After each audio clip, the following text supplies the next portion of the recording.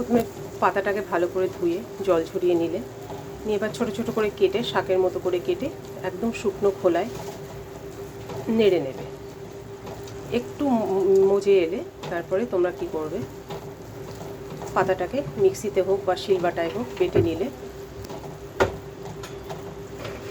Butter সময় কাঁচা রসুন, কাঁচা লঙ্কা, পারলে কিছুটা কালো জিরেও দিতে পারো। কালো জিরে বেশি দিলেও কোনো ক্ষতি নেই। কালো জিরে বাটাও নাকি খুব ভালো লাগে খেতে, আমি কোনো দিন খাইনি, নেক্সট টাইম আমি ট্রাই করব।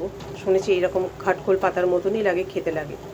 লঙ্কা, শুকনো কাঁচা লঙ্কা, রসুন দিয়ে কালো জিরেটা বেটে নিতে হয়। নিয়ে তারপরে একটু তেল দিয়ে মাখিয়ে নিলে নাকি একদম এই পাতা বাটার মতনই লাগে। তো যাই হোক, তো ওই পাতার সাথে তোমরা বেশি করেও দিতে পারো কালো জিরে, আবার সামান্যও দিতে পারো, নাও দিতে পারো। শুধু শুকনো কাঁচা লঙ্কা রসুন দিয়ে বেটে নিলে, নিয়ে তারপরে কড়াইতে তেল দিলে, সর্ষের তেল একটু বেশি করে তেল দেবে। এগুলোতে একটু তেল লাগে।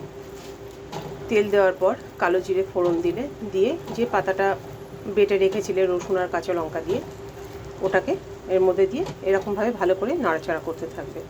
তারপরে যখন একটু জলটা মরে যাবে, মানে শুকিয়ে আসবে, তারপর তখন দেখবে কড়াই থেকেই পাতাটা উঠে আসছে।